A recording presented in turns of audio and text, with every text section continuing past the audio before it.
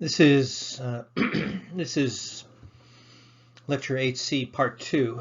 We finished off talking about two of the major mechanisms involved in regulation of pH by the kidneys, by the renal system. We talked about reabsorption of bicarb, and we spoke about the two mechanisms of generation of new bicarb that enters in, gets pulled into the body. And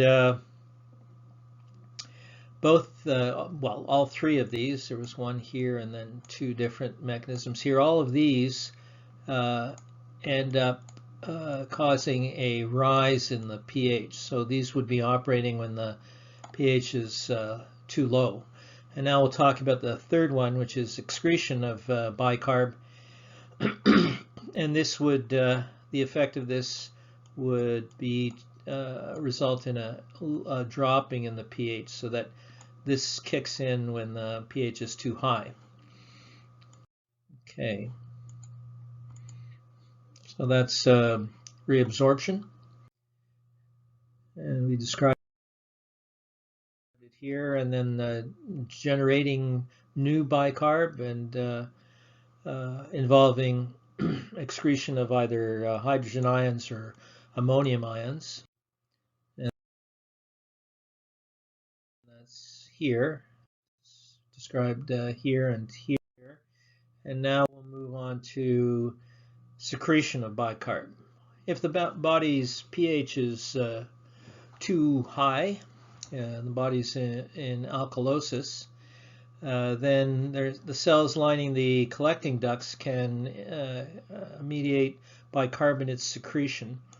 And at the same time, they reclaim hydrogen ions, resulting in a drop in the pH, going from too high to the appropriate level. Well,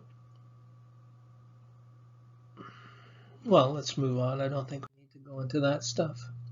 Okay. Now, so those were the three major mechanisms, and the second one had two ways that it operated. But overall, in general, let's talk about acidosis and alkalosis. A person can be in either respiratory acidosis or respiratory alkalosis. And the other two problems would be, in terms of pH, would be metabolic acidosis and metabolic alkalosis. If a person is in has an unbalanced pH due to failure of the respiratory system, then the PCO2 level in the arterial blood is the most important indicator of that. It's the most important indicator that the respiratory system is inadequately functioning. The PCO2 levels normally fluctuate between 35 and 45 millimeters mercury. So a PCO2 of 35 to 45 would be considered normal. Values above 45 indicate respiratory acidosis, because if the PCO2 is high, then the equation would move from left to right here, and you would get more hydrogen ions being produced, and therefore the person would be moving into respiratory acidosis. Likewise, and opposite, if the PCO2 is particularly low, below 35, that indicates respiratory alkalosis. And that's when this CO2 is particularly low. PCO2 is particularly low, this equation will shift over from right to left as the CO2 is lost. And so what happens is you get less hydrogen ions being present in the bloodstream in the body, and therefore they are in respiratory alkalosis. So respiratory acidosis with a occurring with a high PCO2 and respiratory alkalosis occurring with a low PCO2. Okay, now nothing. Oh yes. Okay, respiratory acidosis. The line shows that it shifts from left to right, and with respiratory alkalosis from right to left.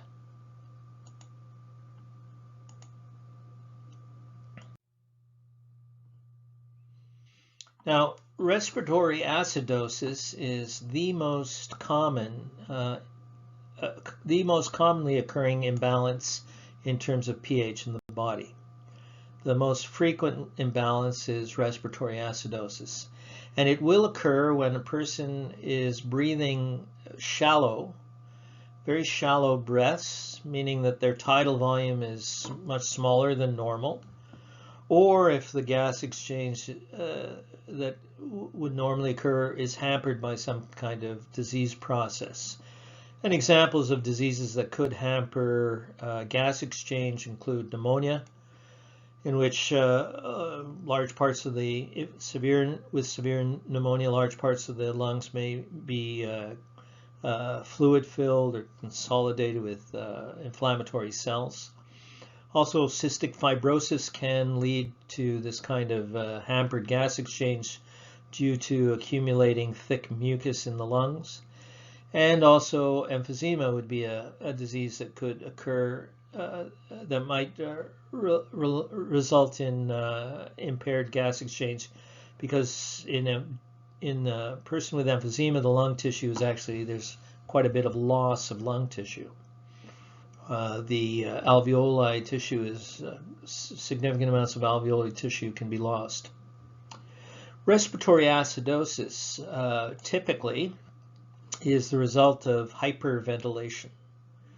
And people might hyperventilate when they're overly distraught, really just in a hyper nervous state, so nervous that they're start breathing too quickly.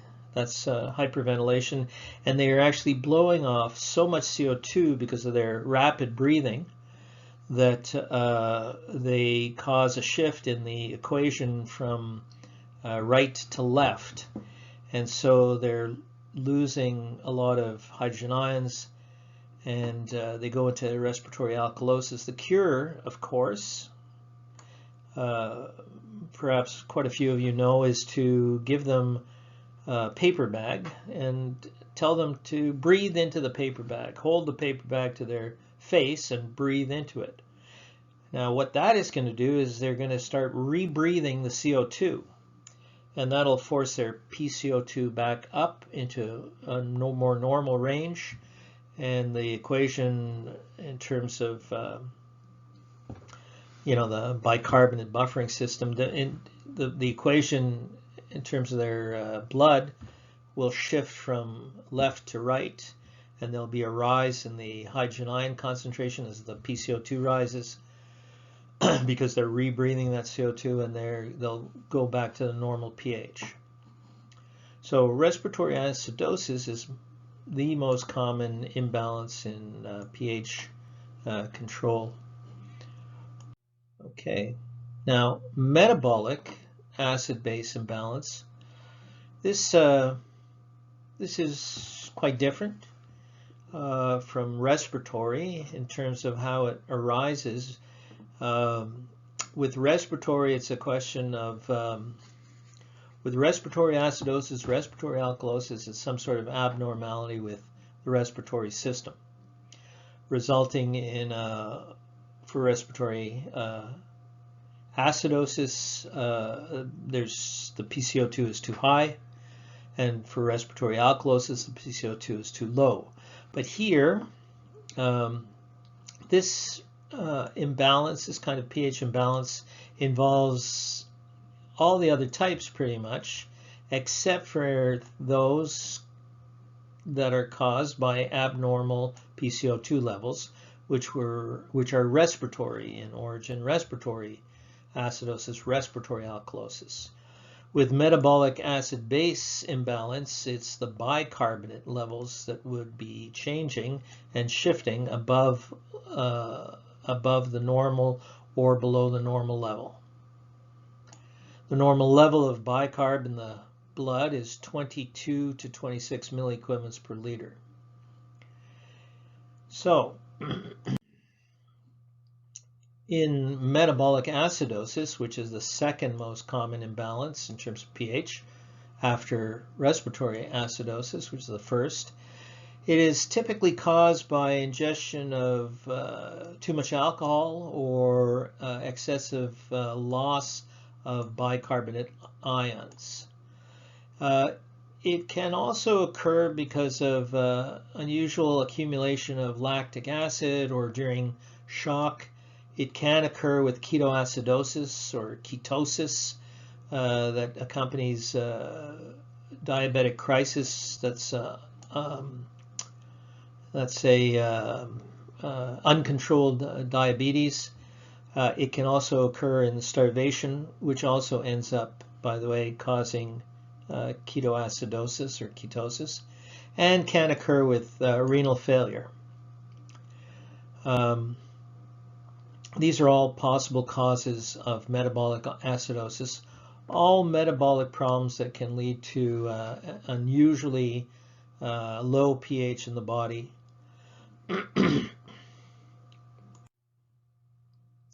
In metabolic alkalosis, the blood of the pH is rising above normal, and the bicarbonate levels will indicate that. Remember, the key is bicarbonate levels in metabolic acidosis or alkalosis, and it's PCO2 levels for respiratory alkalosis or respiratory acidosis.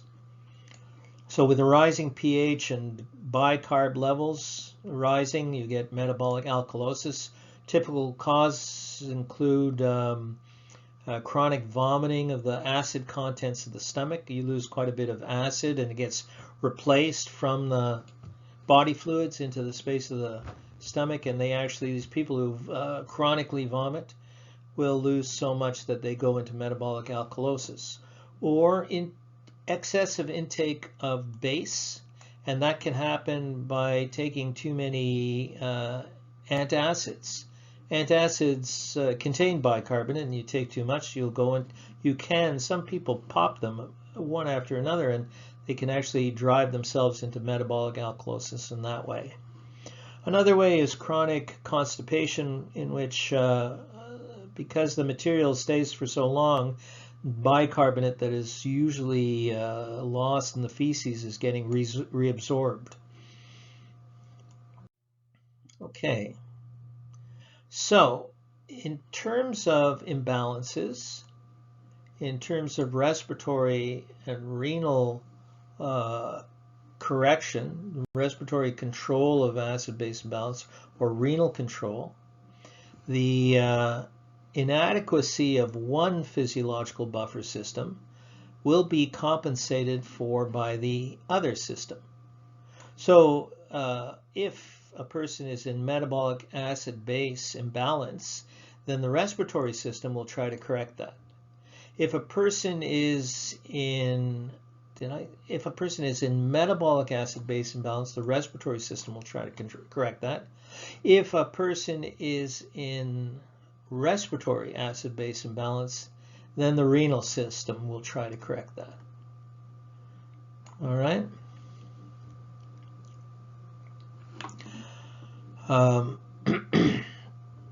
Let's move on. Okay, let's talk about respiratory compensation during metabolic acidosis.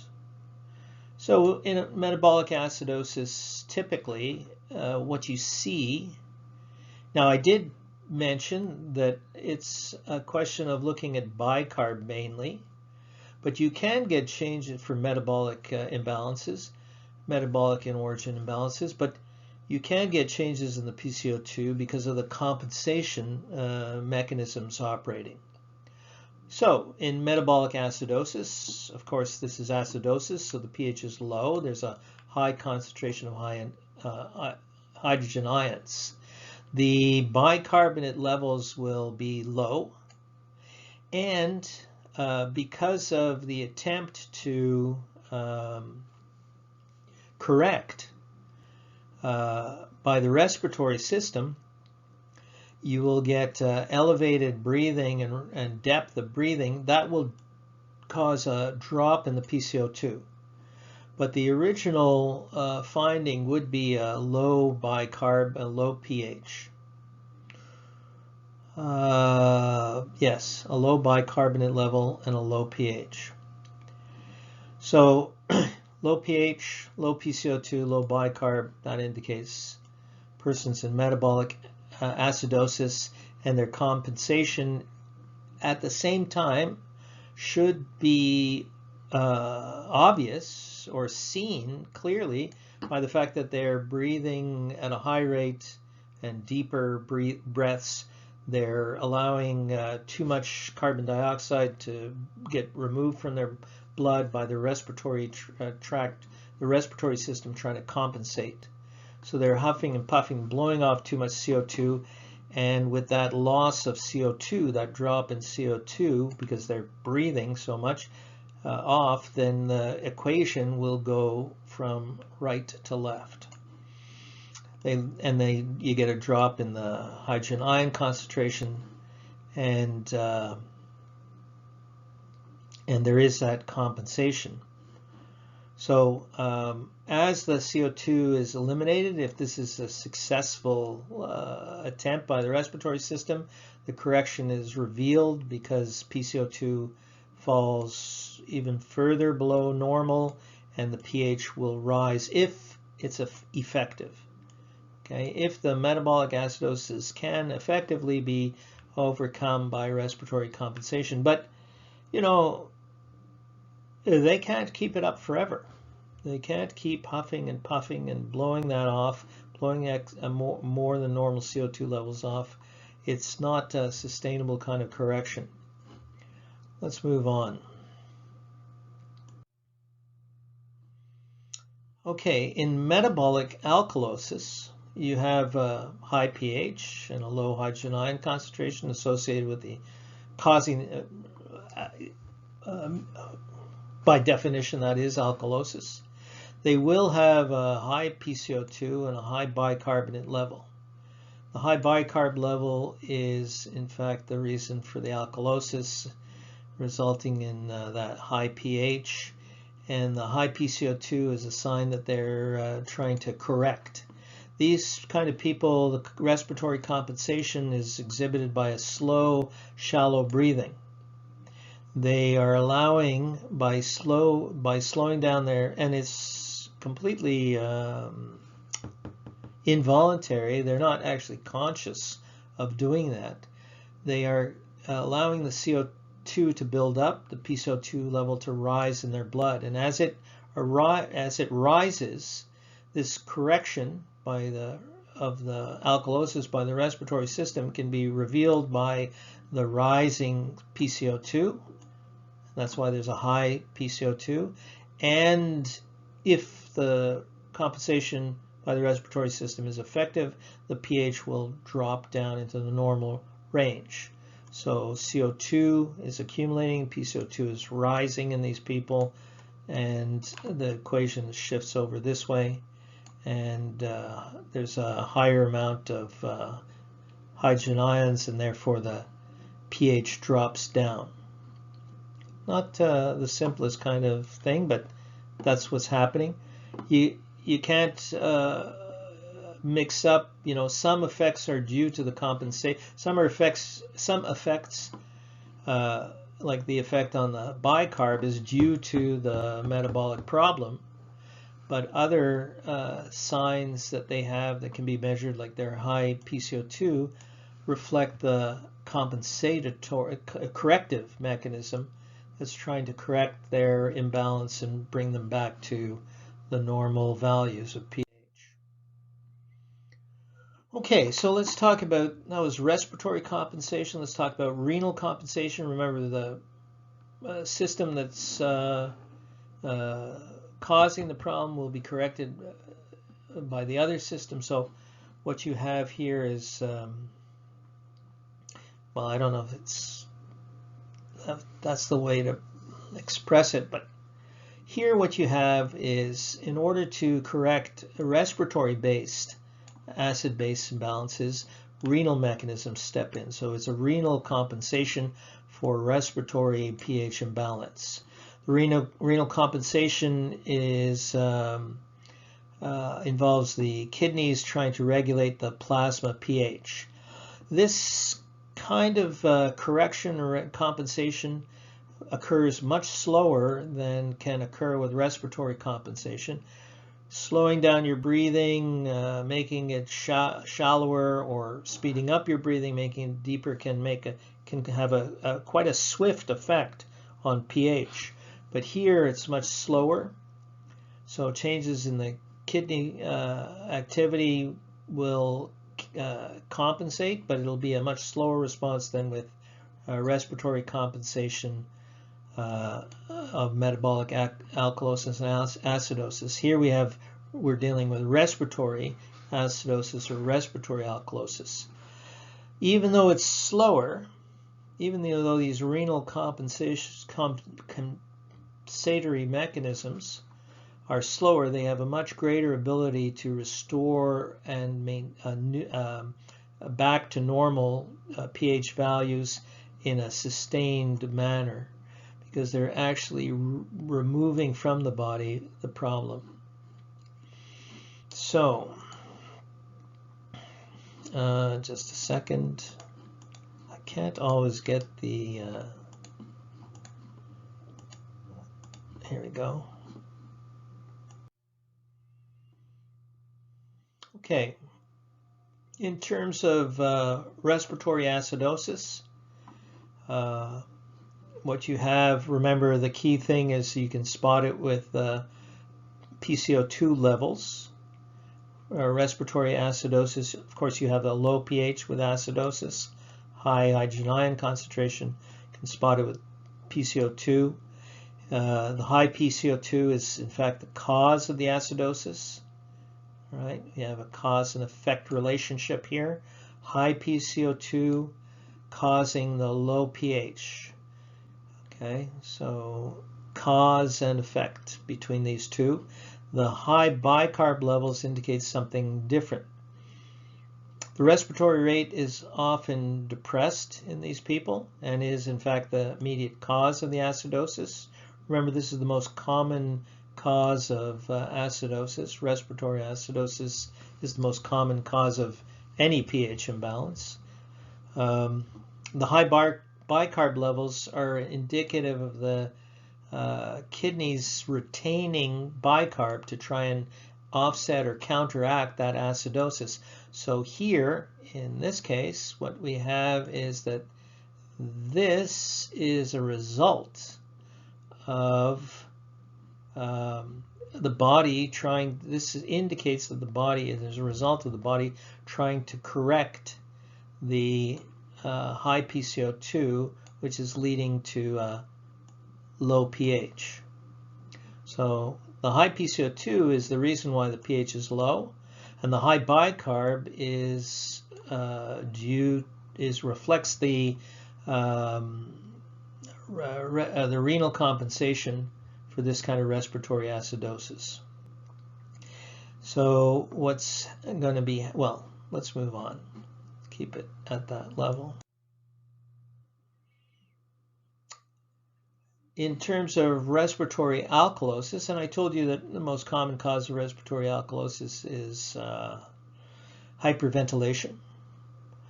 Respiratory alkalosis is because of the low PCO2. For example, it should be fairly intuitive why the PCO2 is low when a person is breathing really fast and hyperventilating. This, of course, causes the high pH. The high pH is due to the low PCO2. And when you look at the bicarb levels in the blood, then the bicarb levels will be low because the renal compensatory mechanism is kicking in and trying to bring things back to the normal level. So respiratory alkalosis. In respiratory alkalosis, if it goes on for a longer period, and usually it doesn't, because they just, I mean, they just feel so horrible after a while. I don't think it's sustained for very long. They quickly feel terrible. So in respiratory alkalosis, the kidneys will start trying to eliminate bicarb from the body, and by actively secreting it or not reabsorbing. And as the bicarb is eliminated, you get movement more towards this side and generation of more hydrogen accumulation, more hydrogen ions, so that there's a compensation. Not 100% intuitive why that happens exactly, but again, I just want to emphasize what is the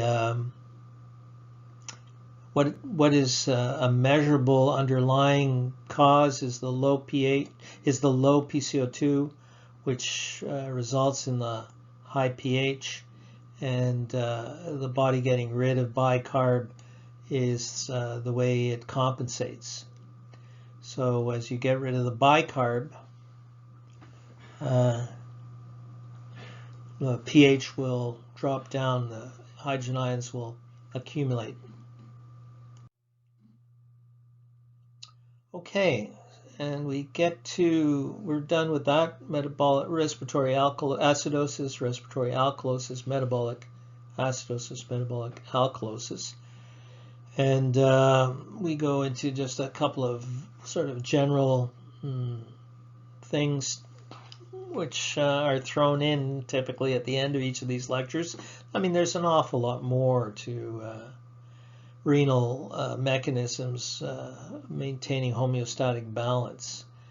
And this is not just, what I'm listing here is not just related to pH. I mean, there's an awful lot more. It's a very complicated system, but I have given you some of the most basic fundamental mechanisms that operate in the kidneys to maintain proper renal function and pH balance. The homeostatic mechanisms that normally operate in the kidneys slow down with advancing age, and in fact the elderly may be quite unresponsive to being dehydrated. So they're not responsive. They aren't driven to drink more water. Their sensory neuron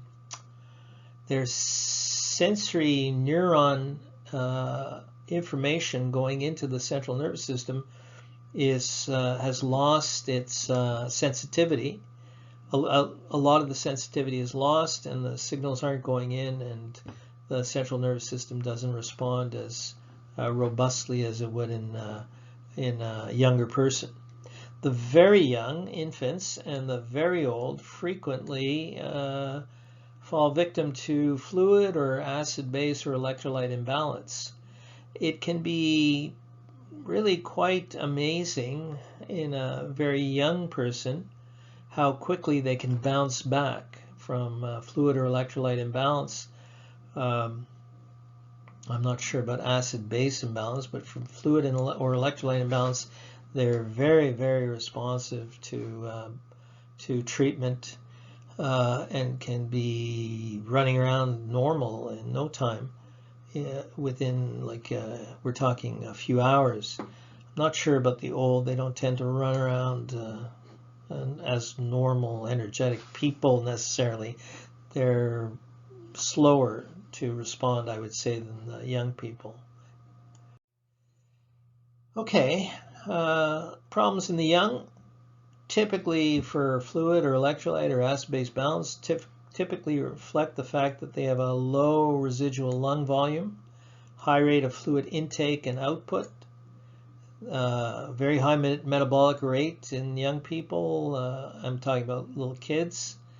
That yields more metabolic waste. Try listening to the heart rate of a 8-year-old and you'll see what I mean by a high metabolic rate. That's just one indicator. They have a high rate of insensible water loss. That's water that you lose from breathing.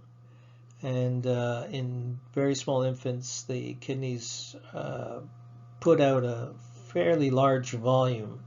There's not the same kind of reabsorption occurring, and they have a high fluid output and fluid intake.